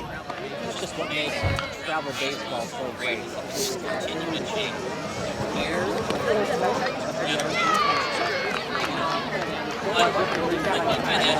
Different things can happen. So you got runners at first and second, right? So you can do one, and this one, a lot of double steals, maybe even a hit and run. So many different things can happen, and obviously because the bases are so together, as you get older, you don't look at those hit and runs and double steals as much because you're structured. Yeah, no, so it's also moving your defense on the infield while the pitcher is throwing the ball. When you're going into a bunt situation or a hit and run, and that certainly causes a lot of havoc on the defense, which has a lot of pressure on it as well. So 2 on and nobody out here for the Dragons, who are up 6-4 in the bottom half of the 4th. And finishing his warm-up tosses is Nico Falera. As he comes in, the starter was Scoggins. He went 3, and Austin Williams did not have an official out as he gave up the first 2 runners on base. I'll give you some live stats. That's brought to you by Game Changer. Change the way you watch the game. GameChanger.com. A big special thank you to Chicago producers helping us put this broadcast out. Junkus coming in at 281 with 13 RBIs on the season. And they try to go to third base, and Pudman is going to have to corral it on the play, so that'll be an E1 there on the pitcher. That's the difference between Bellevue and Fortune. They usually play 55, 80, this level 57. Now the runner's going to try to score from third, and they will do so as they do a little bit of the small ball there, Kyle, and it gives them another insurance run as now the Dragons lead at 7-4 with a runner on third. Excellent safety squeeze. You can't coach it better than that. And because they had nobody out, they sacrificed the out, right? But now they only have 1 out. Now a sacrifice fly makes 8 more balls. Dimmler swings and misses at the first pitch. Ian is 0 for 1 as he struck out looking to Scoggins back in the second. So Dragons up by 3. They've got another insurance run at third base in Connor. Ball is hit right up the elevator shaft on the play and to center field for a base hit. And now the Dragons have doubled up on the Fury at 8-4. So Connor comes in with the second run of the inning and the 8th on the evening. for Alberto Fierra's ball club. Back to the top of the order now, and Cooper Schoeneke takes the first pitch for strike one. Schoeneke is 0 for 2. He struck out looking in the first and then grounded out to the shortstop in the third. So he's due. Cooper, a three-sport athlete and comes from a very athletic family. There goes the runners. That's laced into right field for a base hit. Dimmler now looks back at right field, and he will head into third base. So runners on the quarter, and a nice piece of hitting that time by Cooper Schoeneke. If I was the right fielder, rolling down 4, it was a shallow hit ball. You try to get that runner, try to get him out, but at the same time, if you throw it to third, you're going to get his checks. Takes away the double play possibility as well. So now Joey Vieira with runners on the corners, and the Dragons right now doing a great job of staying out of the double play as Schoeneke will move into second base. Another situation, do you want to walk in? Very early on in the count, don't have to decide right now. Grounded sharply to the shortstop. Greco's throw to first base is going to be in time. Good stretch over there at first base by Sopko. And meanwhile, another runner crosses the plate for the Dragons. They now lead at 9-4. That's an RBI for Vieira. This Dragons program, they know how to score runs and runners. 8 unanswered runs last week, 22 Castillo takes that first pitch. Good job of scrambling to get it by Marone. Check that. So right now, Nico Falara trying to stop the bleeding here and give the Fury an opportunity in the fifth. Sharply hit, and it went off the on-deck hitter there, Schrader.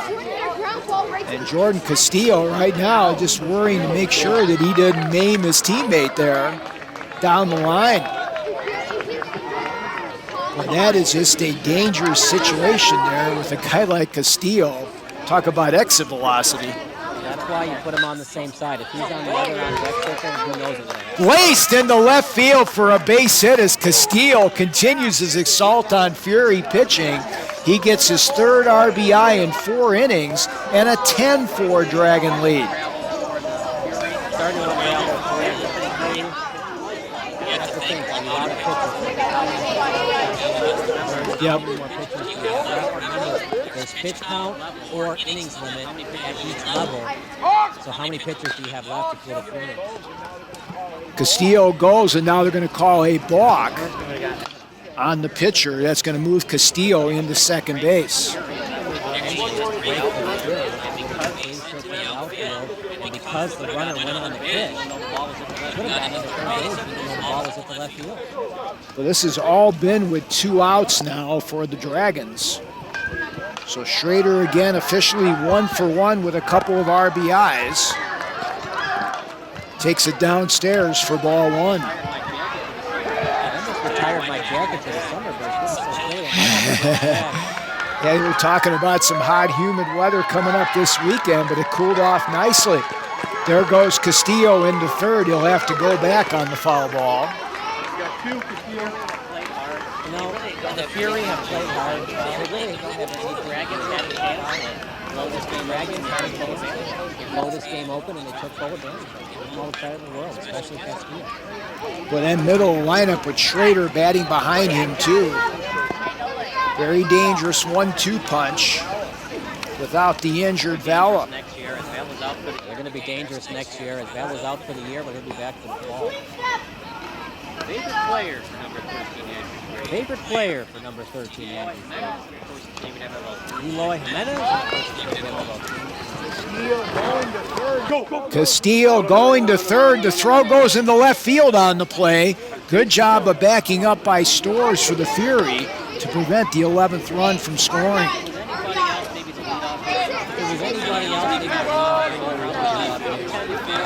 You probably send them up 10-4. You're looking for a big inning. No reason to send Castillo. So the runner on third now with 2 outs as Schrader takes that downstairs. But Schrader had to be very happy. Eloy Jack won the other day over there in Milwaukee, about 435 feet to straightaway center.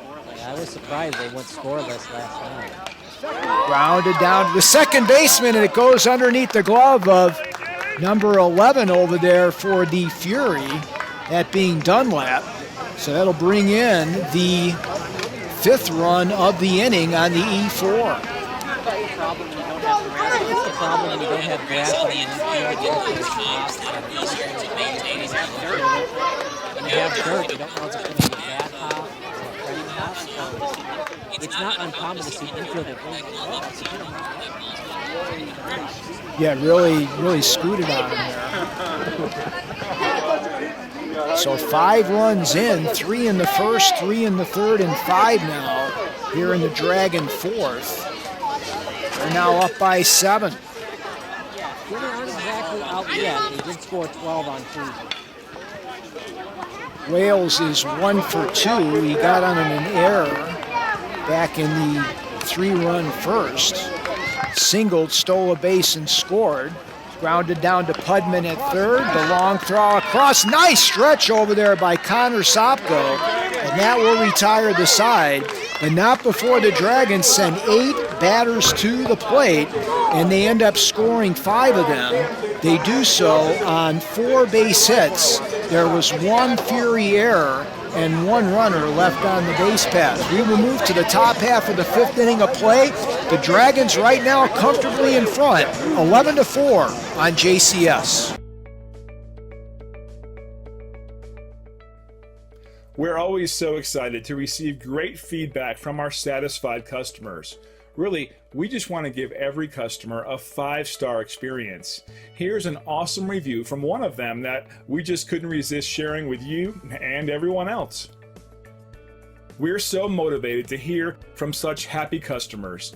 We work with each client individually to reach our 5-star customer service goal. Our approach really is one customer at a time. It's that simple. But please, don't take their word for it. We're confident that you'll discover the difference for yourself when you work with our expert team. Attention to detail and unmatched quality are our specialties. We hope you enjoyed our small section of the internet today. We look forward to talking with you.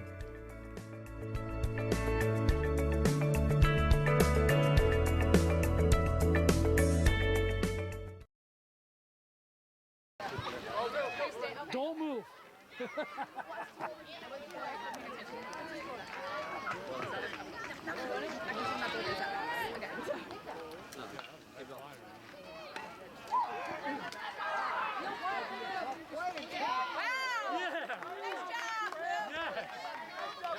Number 16 for the Dragons, getting the job done, Cooper Schoeneke. Excellent job by Schoeneke. Didn't try to do too much with him. Didn't panic. Waited for the ball, got it, fired it to first base. So 1 pitch and 1 out here in the Fury 5th. Connor Sopko stands in, takes the first pitch on the outside corner for strike 1. Sopko had that booming triple to lead off the 3rd and scored the 2nd run for the Fury. Nice change of speeds that time by Schoeneke. And now he's got him in the hole, no balls and 2 strikes. If you're the Fury, you're down 7. So if you're playing 6 tonight, you got to get 5 this inning and a couple the next inning. Outfield playing medium depth and straight away. And I say if you're playing 6 because sometimes there are time limit until you get to the championship game. Yeah, we'll take a look a little bit at how the bracket has been developing. 2-2 now on the leadoff hitter for the Fury. And from what I saw on the WSBL website, the Dragons in league play were 5-0-1, so they're undefeated. Nice rip that time to stay alive. The Batavia Bulldogs knocked off the Wheaton Warriors in the other half of the bracket here in the WSL standings, and they'll be moving on to take on the Lyle Wolves American team. Meanwhile, the winner of this game tonight will take on the winner of Plainfield Tornadoes and the Illinois Hawks Foster matchup in the bracket. We have a full count now here to Sopko. And right now the Fury need base runners, and they need them in a hurry. Top half of the fifth, 11-4 lead for the Dragons. Here's the payoff.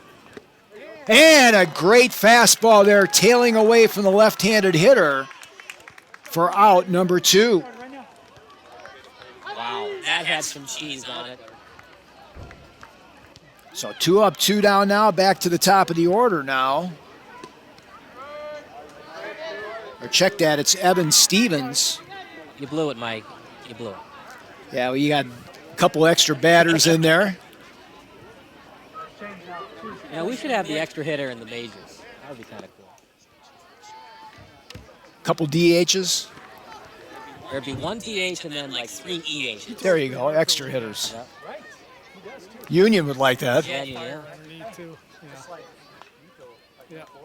Count evened up with 2 outs. And now he's got him in the hole here. Shawnee really starting to put the clamps down on this Fury offense. Speaking of DHs and EHs, I really hope they keep the DH nationally. I'm sorry, but I don't want to watch John Lester. It's just brutal. It's been kind of an adventure there. He did have a home run once. Lace down the third base line and foul. Pitchers shouldn't have to worry about hitting. Pitching is so hard, and so honestly, catching is so hard. But there's some catchers that are such great athletes that can hit too. But you should really have your pitchers focus on pitching because it's just so hard. It's not just about pitching. You got to hold runners on, do all these other things too. There's been some good hitting pitchers down the years. Good job of staying alive there by Stevens, hacking away from the left-hand side. Sure, I mean, like there's some natural athletes, like Madison Bumgarner, Smokey Joe Wood back in the day, but there's also hitters, like there was this one time a Mets relief pitcher had to hit for the tie game, and he just let 3 fastballs go right down the middle. That's not making it. Let up pitch, grounded down to the shortstop. Nice throw across by Dunlap to Puritan, and a beautiful 3 up and 3 down inning hurled here for Shawnee and the Dragons. So no runs, hits, or errors, and nobody left on for the Fury. We will move to the bottom half of the 5th inning of play with the Dragons up by 7 at 11-4. You're watching the WSBL tournament here in McCullum Park on Just Crush Sports.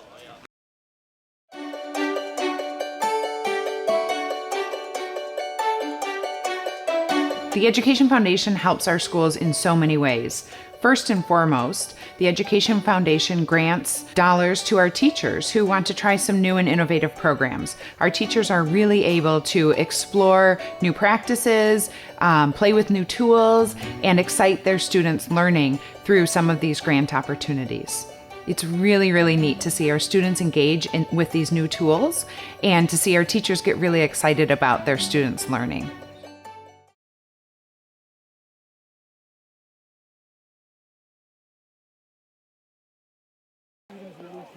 Beautiful night at McCollum Park. Kyle Smith alongside Mike Nezovich. And I'm not going to say it's over for the Fury, Mike, but unless they can hold him here on defense, it's not looking good for the other Downingfield team. Yeah, I think the Fury have got to rely here on Nico Falara to give him another inning. These coaches at this time of the tournament, they had a tough matchup the last time out at Centennial Park over at Orland Park, and used a lot of pitchers in that game and scratched and clawed their way back, and it's kind of showed out here today. Whenever you're playing a team that's as strong and as talented as the Dragons, you got to bring your A game to the mound. And we talked about the defense as well, and they've had some lapses here, not without good effort in the field, but you really got to tighten that up against a team that's got the firepower that the Dragons have. And also it might be that the Fury are just really tired. They only played 2 days ago. They might be out of pitchers. It's just hard to replicate that success of coming back to beat the Warriors like they did on Tuesday night. Nice pitch there by Falara to Puritan for strike 1. Sean so far 0 for 2 with a ground out to third and a pop out to short. That ball skied into center field. Coming in, and now Jackson Page had to move back on that one a little bit as it knuckled on him. 2 pitches and 1 out here for Falara in the Dragon 5th. Yeah, you can see his middle infield asking, dude, what are you doing? That was hit right at you. Well, sometimes you can be the best outfielder possible, and just that ball takes a weird turn. Yeah, but the hardest ball, they say, is the one hit right at you. I don't know how many times when I was a coach that I would always tell my outfielders, first step back. Those are the 3 words out of my mouth every time on those line drives, as that evens the count up. First step back, and then you can always make your adjustment. I think it ended. So Cam Hurst, 1 for 2. That one stays upstairs. He's got a stolen base, a run scored back in the 4th, and a ground out to short. 11-4 lead for the Dragons here in the bottom half of the 5th inning. Falara's offering is grounded right back to him, and he'll throw it over easily to Sopko. And Falara doing a nice job here of keeping his team in the ball game here in the bottom of the 5th. So Matthew Connor will try to keep the inning alive here for Coach Vieira. Connor officially 0 for 1. He was hit by that pitch back in the 4th and scored, and the Dragons put up that 5 spot. Connor coming in at 263 with 17 RBIs on the season, and now he's in the hole. I really like the way Nico is throwing that ball right now. And the ball on the inside corner, that one had a nice little tail on it as it caught the black. So he's ahead of Connor now with Junkus on deck.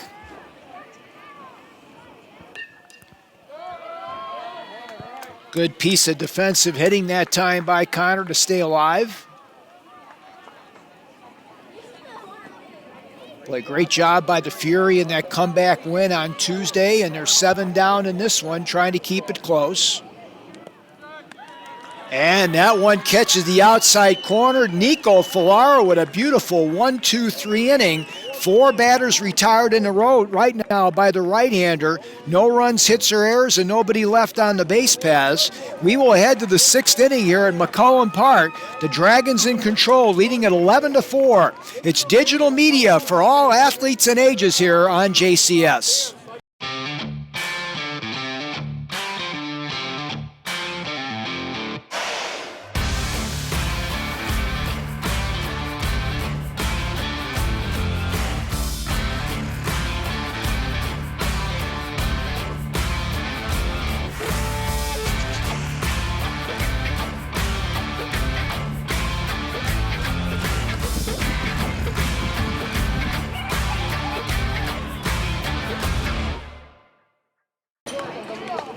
Beautiful night at McCollum Park. Kyle Smith alongside Mike Knezovich. Now, I've heard your last name pronounced 2 different ways. Is it Knezovich or Knezovich? You pronounce the K. You do pronounce or don't pronounce? You do. Okay. You do. Yep. So you eat with a knife, but your last name is That's right. How I'll remember it. Like Evel Knievel. There you go. So Danny Greco is going to try to get some daredevil going here for the Fury. They trail at 11-4 in the top half of the 6th, going against Shawnee on the mound. First pitch a little bit low for ball 1. Greco reached on an error and scored back in the 3rd. Fury got 1 run in the 2nd, picked up a 3 spot. Things look really good for them with that 4-3 lead, but the Dragons have put up 8 unanswered runs here in this ball game to take control, 11-4.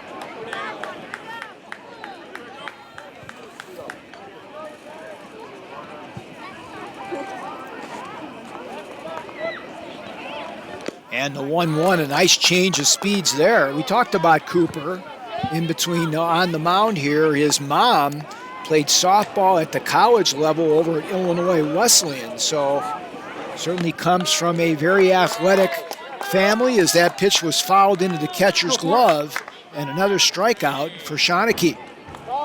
So 1 up and 1 down now. That's now 4 in a row retired, 5 in a row retired by Shawnee. Move back to the top of the order now, and Nico Falara, who is 0 for 2 with a run scored. That was going to be the key tonight for the Fury, is get Falara on and get him in. He led the team with stolen bases coming into tonight, doing a good job pitching. They just haven't had enough offense. He's part of that Keystone combination with Peyton Page. They have done a great job in that middle infield. Falara tonight 0 for 2 with an RBI. It's a little flare that Puritan is able to chase down and make a nice over-the-shoulder catch. Dragons throwing some leather out there for the second out. 2 up, 2 down. By the way, the Fury with 4 runs on 6 hits, but 4 costly errors, and for the Dragons, 11 runs on 10 hits, 2 errors. That's now 6 in a row retired by Shawnee. And now here's Peyton Page. Grounded sharply past the first base bag for strike 1. Come on, swing it hard. Let's go. Come on. If you're wondering why the Dragons are winning, it's probably because of their number 3 hitter, Castillo. 3 for 3, 3 runs, 3 RBI, and 3. Not too shabby of an evening for number 23. You look at their 1, 2, 3, 4 hitters, combined 6 RBIs and 7 runs. That's definitely going to get it done. So Shawnee is getting ahead of the hitters here as he's now got an 0-2 count here on P squared. Trying to pick up his 6th consecutive out here of the Fury. And he shoves him off the plate a little bit. A good waist pitch there to get him off the plate. Now he's got him set up for something outside.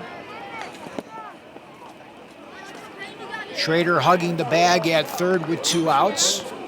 Even there at the hot corner. The 1-2 is grounded down to the aforementioned Schrader on a couple hops. The laser beam throw across to Puritan, and that will retire the side. No runs, hits, or errors, and nobody left on for the Fury. 7 in a row retired now by Cooper Shawnee. We move to the bottom half of the 6th with the Dragons leading it 11-4. Play back your game, play back your greatness right here on JCS. No one likes missing their child's sporting event, and you don't have to anymore, thanks to Just Crush Sports. JCS is a Chicagoland area broadcasting network offering video production solutions for kids of all ages. Light the lamp! Let the rafters sing! Just Crush Sports also offers highlight reels and recruiting videos for the non-professional athlete. For more information, go online to justcrushsports.com. Just Crush Sports, digital media for all athletes and ages. Larry Storrs is now in the ball game Harry Storrs is now in the ball game at shortstop for the Fury as we move to the Dragon half of the 6th. Bottom of the order with Junkins to start it off, and he takes the first pitch for a strike. And I tell you what, Kyle, Nico Falara is dealing right now. Yeah, I'd have to say he's most likely their best player. Leading the team in stolen bases, excellent job locating. They just need to find other players that can get him in tonight because you can't do it all by yourself, especially in the leadoff position. Boy, he's doing a great job of changing the sight line of the hitter. That was a beautiful 0-2 pitch there upstairs. And now he nails the outside corner with a dart. So all you can do is get 1, 2, 3 and hope your offense can give you 7 runs. A lot easier said than done, but crazier things have happened in 12U baseball. 5 in a row retired now by Falara, the last 2 by strikeout, and he now gets that ball on the line off the dirt for the second out of the inning. Boy, Falara is doing it all. Not only did he do that, Mike, but also you have that makeshift mound, so you got to worry about landing on your pivot foot and then trying to get that glove above the dirt to catch it. What a play by Falara. Boy, there is no quit at number 4. So 2 up and 2 down as Shawnee takes that downstairs for ball 1. Cooper so far is 1 for 3 with a run scored. He's also been one of the strikeout victims for the Fury staff. Good job of laying the bat on the ball on that one for a base hit. That's an excellent pitch by Falara. The only way that the hitter could get after it was by reaching for it. That's exactly what you want as a pitcher. 10th hit of the ball game for the Dragons. Runner on first now with 2 outs to the catcher, Joey Vieira. Vieira is 2 for 3 with an RBI and a couple runs scored. According to the Game Changer, his mom is his absolute best cheerleader, and he likes the Texans. How about that? 411 base hitter this season. Picked up his 23rd RBI of the campaign earlier in the ball game. First 2 out. Boy, I hate to see the opposing pitchers going up against this lineup when Vela comes back. Well, he won't be back this season, but yeah, fall ball. That's going to be a lot of fun to watch. Be a stolen base now, and now it gets away from the second baseman. So right now doing a great job is Cooper Schonecke on the mound as well as on the base paths. Interesting that you want to steal second with 2 outs and up by 7. You kind of want a big inning, but if you do trust in your ball players, you steal bags, doesn't matter what the score. Trying to pick up that 12th run of the ball game. There's now 5 errors on the Fury in the contest. That's definitely not going to get it done. But you just have to shake it off. Don't give up any more runs and try to get 7 runs on the top of the 7th. Well, Nico is still dealing out there. We talked about this Fury team with the 10 on their sleeves for the 10th anniversary for the program. Wearing it proudly out there. Now, is Flora still in because the Dragons Game Changer counts like Oscar Williams?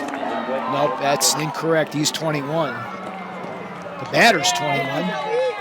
So that'll be a walk here to Joey. Runners on the corners now with 2 outs. And now the big bopper, Jordan Castillo, has certainly been the star in this one. 3 for 3. 3 runs scored and a couple of RBIs is now Dimmler is going to come in here and run for Vieira, the catcher. Now, if I'm manager Matt Pumper, what I'm going to do, the runner's probably going to steal, right? First pitch. He's going to get into second. It's probably going to be a ball. After that, I'm walking to steal. There's no way I'm pitching this guy. The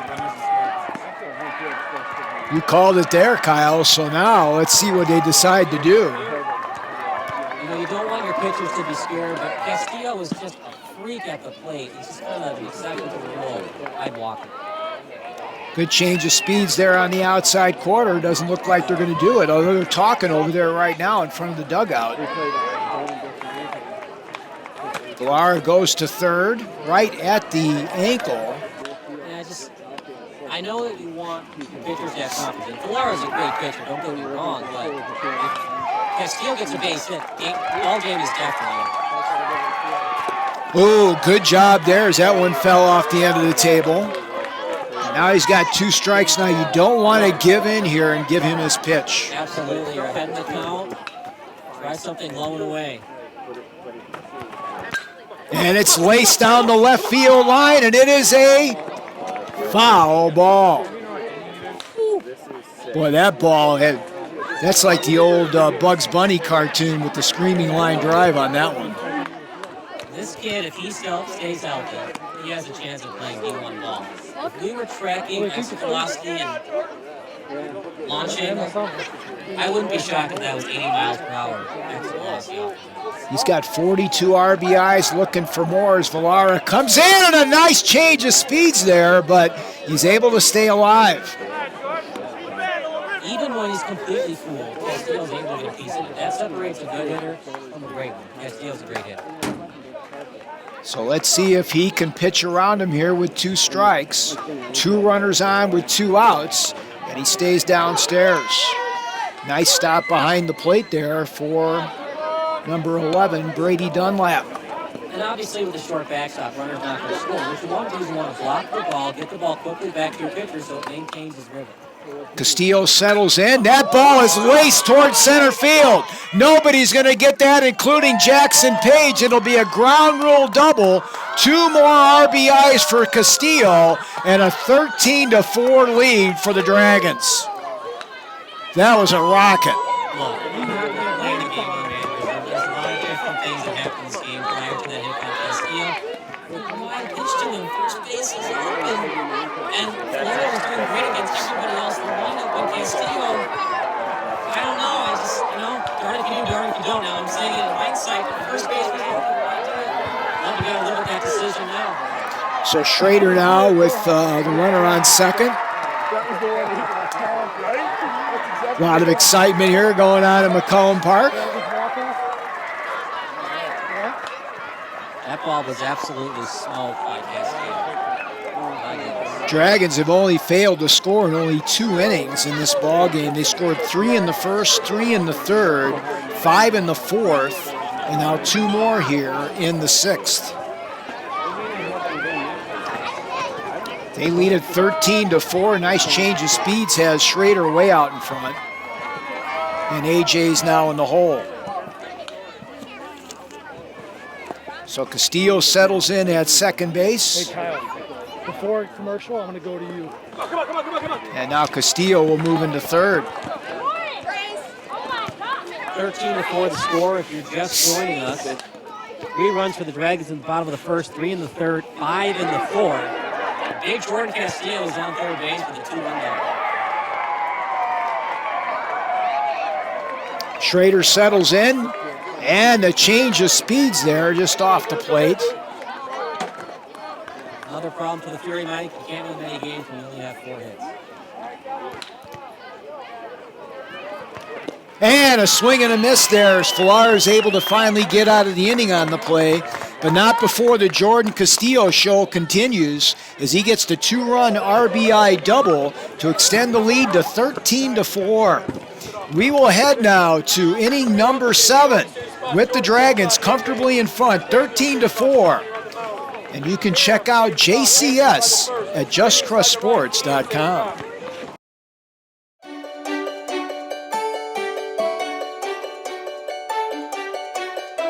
The Education Foundation helps our schools in so many ways.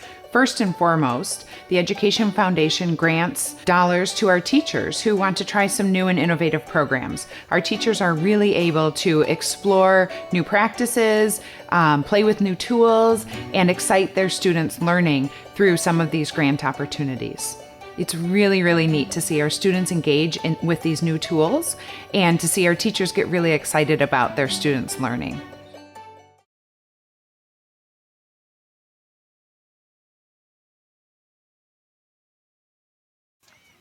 Welcome back here as we move to the top half of the 7th inning of play. The Downers Grove Dragons with a 13-4 lead, and Sean Puritan is going to come in here and pitch in the 7th inning of play as the southpaw will take the mound here for Coach Vieira.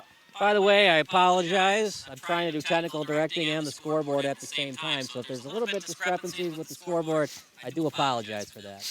First pitch to Brady, or check that to, Brady Dunlap. So Schrader remains at third, Dimmler at short. Castillo stays in center field. And the crafty lefty throws it just a little bit inside. 3 runs in the first, 3 in the third, a big 5 spot for the Dragons in the 4th, and then 2 more in the 6th.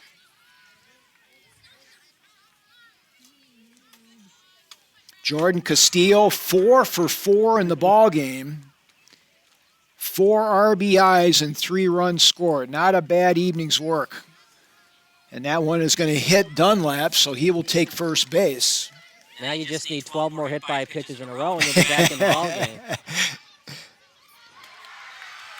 It's just the little things, Mike. The Fury need more hits, less errors, and it's also situational stuff. Like I said, that decision to not walk Castillo did not affect the ballgame. But why pitch to him? First base is open. He already had 2 RBI. It's not really necessary to pitch to him in that situation. Yeah, this Dragons team has really improved since the 9U days. Wow. And they were able to pick him off. Great move there by Puritan, and he's able to get Dunlap leaning for the first out.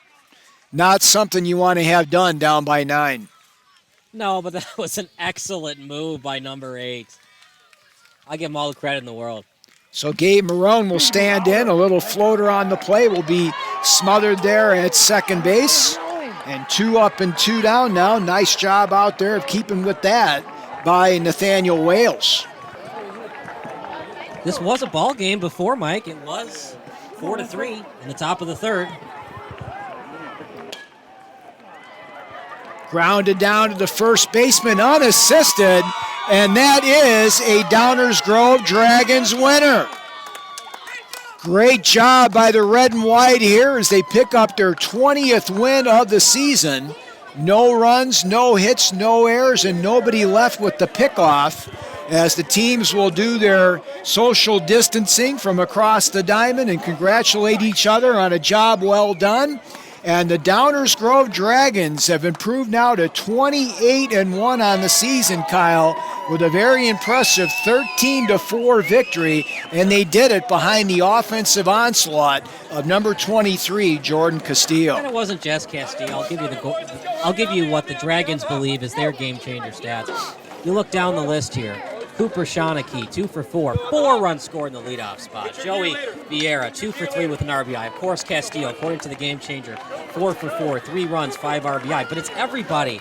It's Schroeder, 1 for 3, 2 RBI. And even the bottom of the order, 1 for 3, 0 for 2, 0 for 2, 1 for 3 with 2 runs scored for Ian Demler. When everybody's contributing like that, if you're not winning ball games when everybody's contributing on offense, you have to reevaluate your defense, and the defense was definitely there for the Dragons tonight.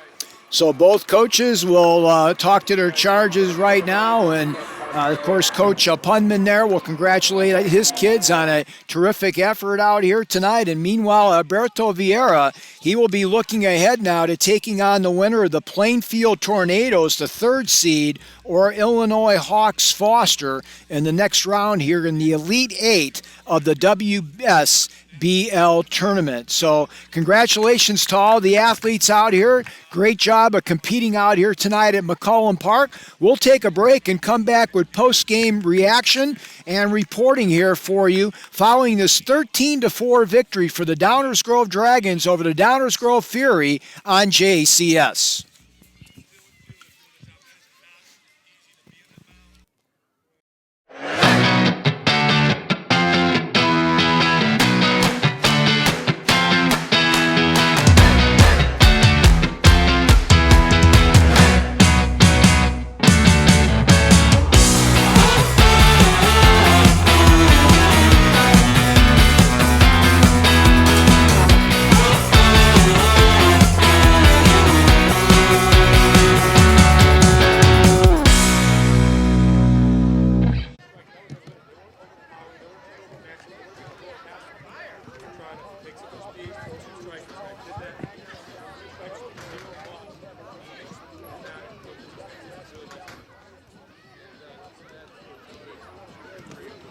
At the final totals, first of all, for the victorious Downers Grove Dragons, who improve on the season to 28-1, 13 runs, 12 hits, 5 errors.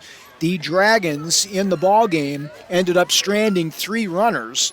The winning pitcher in the ball game in relief for the Dragons is going to be the hurler out there, Cooper Shawnee. He picks up the victory as Dragons came back with those unanswered runs, 10 unanswered runs in the ball game.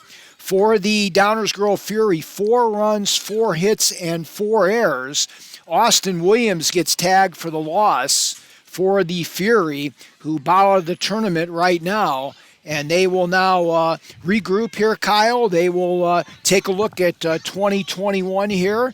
And meanwhile, the Dragons are going to move on to take on either the Plainfield Tornadoes or the Illinois Hawks Foster in the Elite 8. The Fury did everything they could. They battled hard. They came back from a 3-0 deficit early on, made it a 4-3 ball game. You got to get more than 4 hits, especially at this level, pretty much any level, including the majors. If you have 4 hits, you have a chance to win. But you got to have more than 4 if you really want to put yourself in a position to win. And with 4 hits, 4 errors, that's not going to get it done. Obviously, according to the Downers Grove Dragons GC account, they had 5 errors. But got to get more hits, got to get more runners on base. The Fury couldn't do that. And because they committed errors, the Dragons, with that great offense led by Castillo, were able to make the Fury pay. And, the Dragons have really had such great success throughout the season, as evidenced by that 20 wins.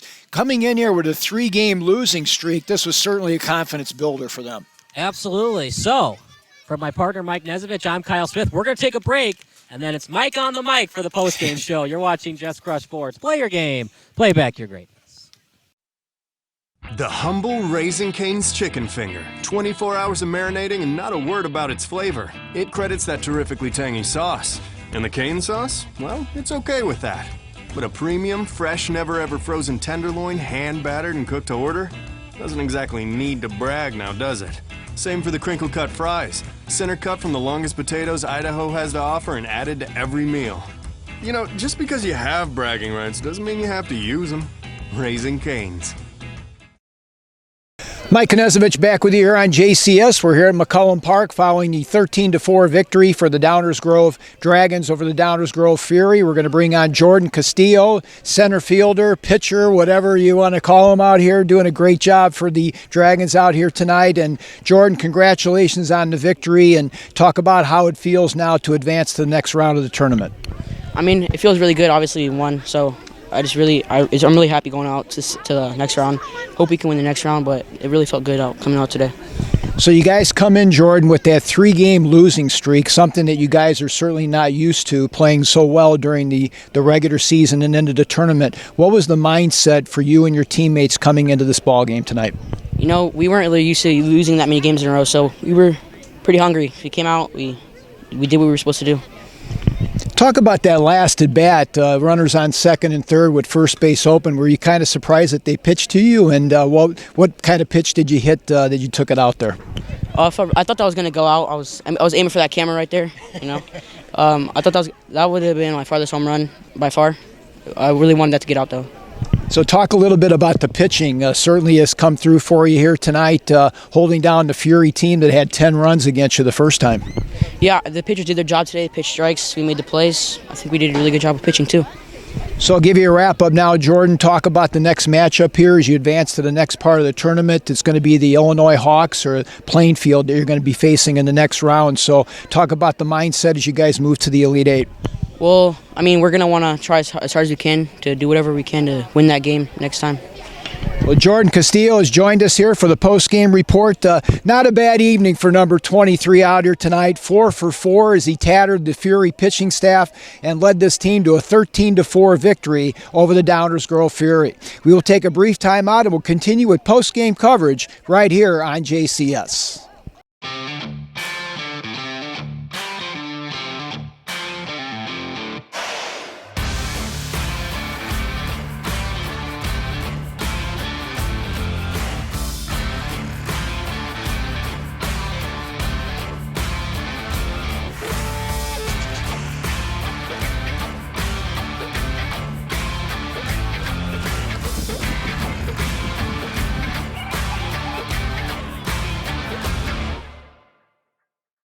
No one likes missing their child's sporting event, and you don't have to anymore, thanks to Just Crush Sports. JCS is a Chicagoland area broadcasting network offering video production solutions for kids of all ages. Light the lamp! Let the rafters sing! Just Crush Sports also offers highlight reels and recruiting videos for the non-professional athlete. For more information, go online to justcrushsports.com. Just Crush Sports, digital media for all athletes and ages.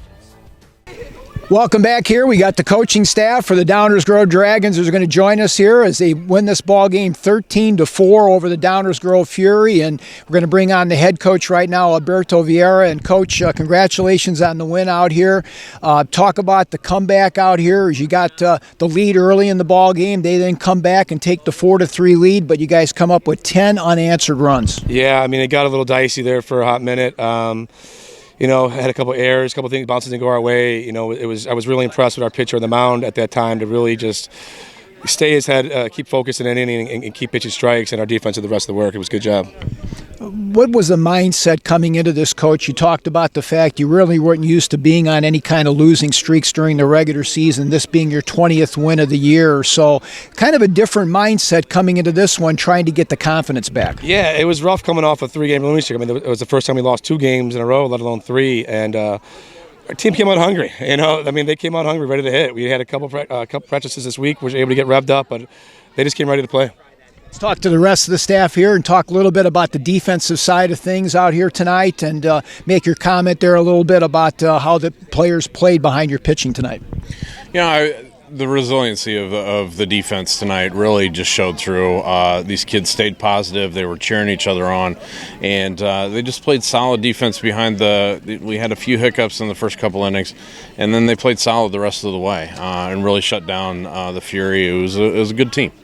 Meanwhile, the pitching certainly came to the forefront in this one as well, Coach. So talk about Ian and what he brought to the table, and then Cooper certainly shut him down in the middle innings. Yeah, Ian started the game off like we needed. He started off strong. He's throwing strikes. Our team let him down a little bit on some errors and some play, but all the players were picking each other up, and it was great for that. Cooper hasn't pitched too much for us this year, but he came out and he was throwing strikes, and he was dialed in. So that was great to see, and then Sean came and closed it out with us. So pitching staff's great. We could have thrown out so many kids out there, and those 3 really took care of business for us today. And, of course, Jordan certainly did a great job on the offensive end of things. Talk about his play out there, Coach. Certainly a very talented young man, and also with your one player being injured, he really picked it up as well as Schrader in the cleanup spot. He has. We've ridden Jordan's back all season long. He's been outstanding for us in all phases of the game, whether it's in the field, on the mound, and at the bat today. He showed it off for us, and he really helps lead the way for these kids. And the rest of the team did pick it up. They got hot, and we had some all-around play. It was a great team win, and really excited for the next step. Let's bring Alberto on now for a wrap-up here. Coach, give us a thumbnail sketch about Plainfield or Illinois, the Hawks, for your next opponent here as you move to the Elite Eight.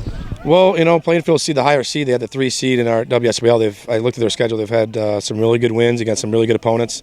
Hawks haven't played as many games, but in playoff baseball, anything could happen. So we'll be ready for whoever we play. Gents, thanks very much for taking the time and coming out. Congratulations. 13-4 victory here tonight for the Dragons as they win this ball game. 20 wins on the campaign now as they move to the Elite Eight with the victory over their crosstown rival, Downers Grove Fury. So that's going to wrap it up here at McCollum Park. For Kyle Smith and the rest of the crew, this is Mike Knezovich saying so long. Once again, the final score, the Downers Grove Dragons 13 and the Downers Grove Fury 4. God bless America. God bless you all. Have a safe and wonderful evening, everybody. So long from McCollum Park in Downers Grove, Illinois.